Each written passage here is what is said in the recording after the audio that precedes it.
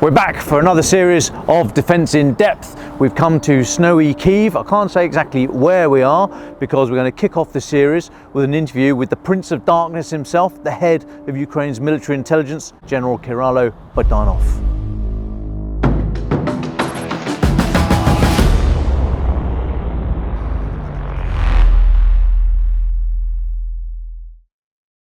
General Budanov, we know you're a very busy man. You've got a lot on and you don't have much time in your day to come and speak to people. So we do thank you very much indeed. Speaking about how busy you are and how you rest your brain, other than learning about burning Russian warships, when was the last time you read for pleasure?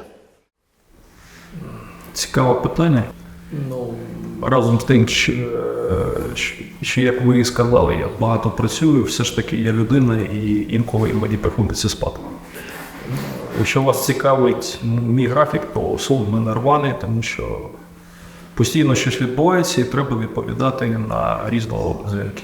Відсутності відпочинку, вона є у всіх у нас. Всі захищають Україну багато років і до завершення цієї війни, думаю, що це не вирішує питання. Не стільки сну, скільки морального відпочинку. Неможливо, як то кажуть, відійти від того, що відбувається. Of course, you're only human, you're a man, you're a husband, you have responsibilities elsewhere. If I may ask, how is your wife after the attack? Дякую, трошки краще. Дякую, що запитали про це. You said in an interview, I think last week or the week before, that you know how that attack happened and there would be suitable retribution. I can't remember the exact phrase. What did you mean by that? Не поспішайте. Це справи, які потребують певного часу для вирішення. З часом всі все побачать. So in the British military, our intelligence cycle is direct, collect, process and disseminate, about how you use intelligence, how you seek and turn information into intelligence. I imagine you have a similar process in Ukrainian military intelligence. I'd be interested in how your resources have had to shift across those disciplines in the last 2 years. Це ви трошки хочете, щоб я надав відповіді на питання, які становлять державну таємницю. Але разом з тим я спробую загально вам відповісти. Скажімо так, з початком війни ми значно збільшили свій штат, свою кількість. І максимальному збільшенню підлягали наступні гілки, скажімо так. Це бойові підрозділи і оперативно-бойові, і підрозділи технічної розвідки. Знову ж таки, значно було підсилено серед, я можу виділити, технічної розвідки, напряму кіберрозвідки. Цілком зрозуміло, що зі зростанням обсягів добутої інформації стало одразу ж питання щодо її обробки аналітики. Тому ще одним напрямом це було підсилення аналітичної гілки та нові розробки, пов'язані з технічною обробкою інформації на основі штучного інтелекту і так далі. Так чи інакше, це все між собою все пов'язано з технічними видами розвідки. Ну а по розподілу, скажімо так, користувачів розвідувальної інформації, то тут якраз жодної змін в принципі не сталося. Єдине, що цілком зрозуміло, верховне керівництво країни стало потребувати від нас набагато більше самовоєнної інформації. Наміри противника про їх реальний стан, про стратегічні задуми і так далі. On the analytical side, as you described there, which has got bigger, the requirement, the need for more analysis, how much have you been able to rely on or outsource to external supporters, so other intelligence agencies from other countries? Ми ні на кого не перекладаємо жодних своїх функцій і повноважень, і навіть більше я заборонив би, якщо хтось таке спробував зробити. Разом з тим, ми дуже широко використовуємо спроможності, які нам надають країни-партнери.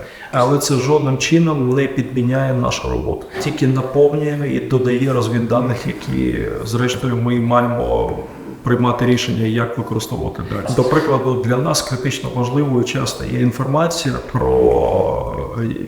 про запуски ракет з рубежів, які ми не можемо охопити нашими засобами радіоелектронної розвідки, з електронної і радіотехнічної. Ця допомога є неоціненною для нас і безцінною. If I could ask about that area, please, the irregular warfare or partisan warfare in occupied territories and inside Russia itself.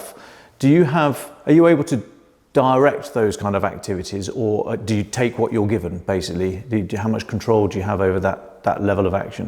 Розумієте, цілком зрозуміла моя відповідь, що певними діями ми керуємо, а в деяких випадках ми просто користуємося можливістю. Просто я відійшов би від терміну партизанські рухи. Це має зовсім інше значення, ніж те, що є насправді. Більшістю це класична агентурна робота. Зрозуміло, що під час війни на агентуру покладається не тільки завдання по добуванню інформації, а й по проведенню спеціальних активних заходів. Робота, скажімо так, з великими групами, угрупованнями чи партизанами, якщо хочете назвати, це тільки одна з невеликих частин того, чим ми займаємося. І таких рухів, насправді, в Росії не так вже і багато, на жаль. Допомагаємо їм, підтримуємо їх, взаємодіємо з ними, інколи висловлюємо свої прохання або ставимо певні завдання. Але це не таке масове явище, як інколи здається. Friends of mine in the British intelligence community, including military intelligence, HUMINT world, over the last few years felt a little unloved. SIGINT was everything and cyber. Do you think your experience over the last 2 years has really shown that the relative priority of HUMINT has been underappreciated in recent years?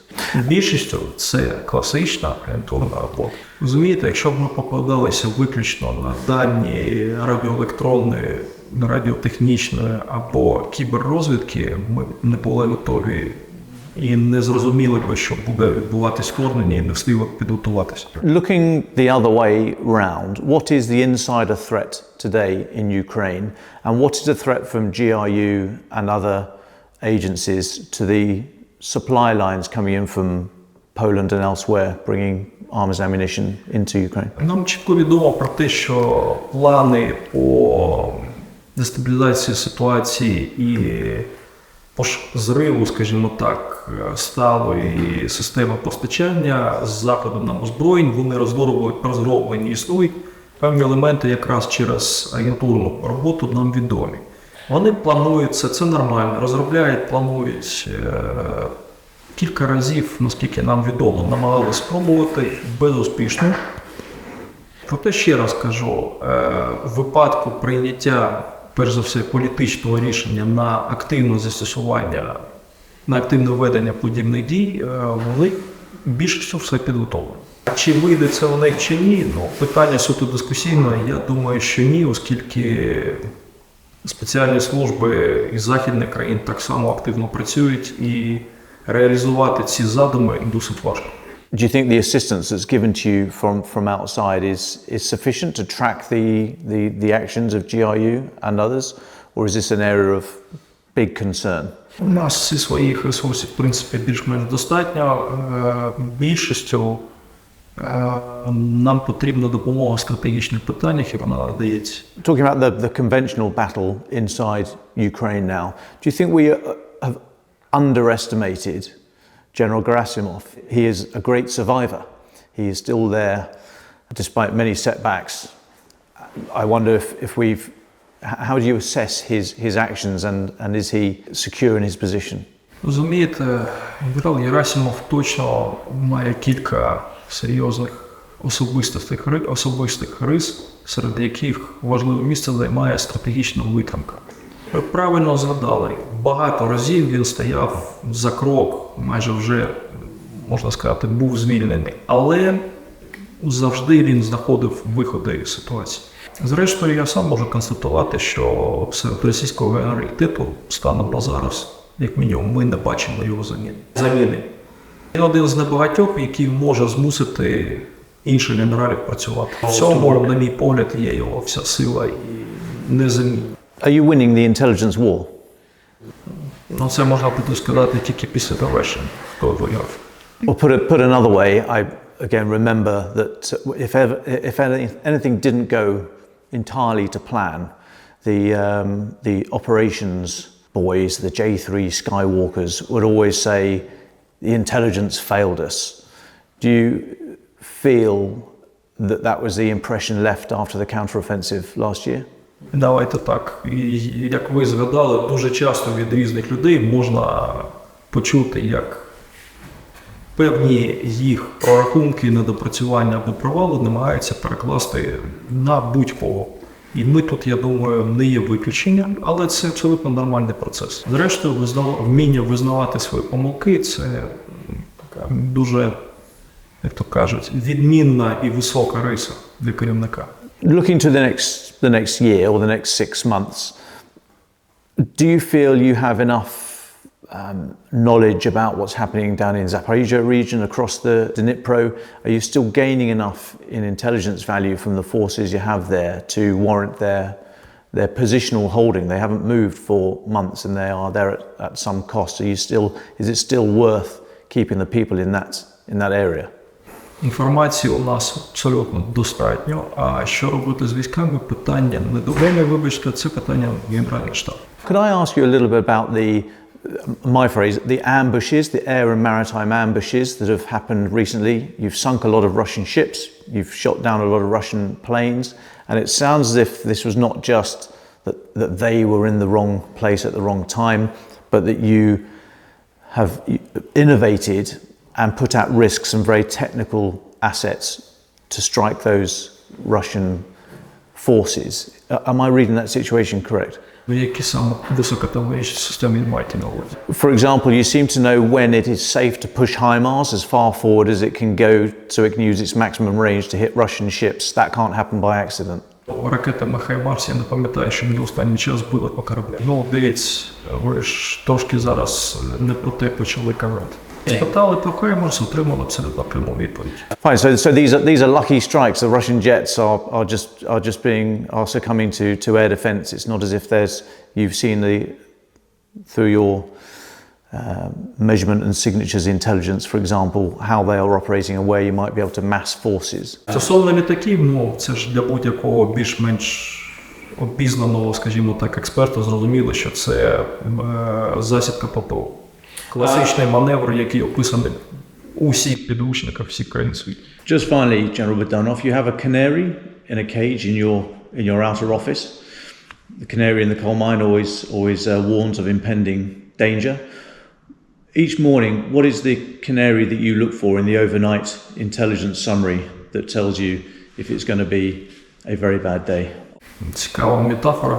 У мене більш прозаїчно все відбувається. Я чітко розумію, де мені треба приділити трошки більше уваги, а де поточна інформація, яка в принципі беззмінна.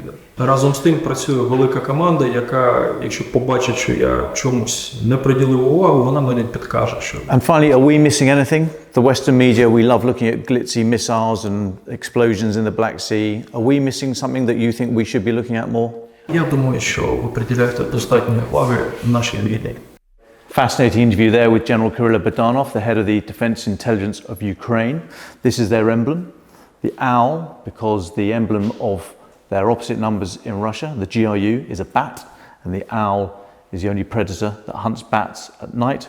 The GRU say there are only stars above us, so obviously the emblem here for Ukraine is the wise will rule the stars. It's all psychological operations, even in the flags. Defence in Depth is a video series by the Telegraph covering the main defence stories. If you'd like a daily fix about the war in Ukraine, I'd suggest Ukraine the Latest, the Telegraph's podcast. For more news, analysis and updates, please do check out the links in the description below. And if you have a topic you'd like us to cover, let us know in the comments. Please do visit the website for more news and analysis, or failing that, you could buy the paper.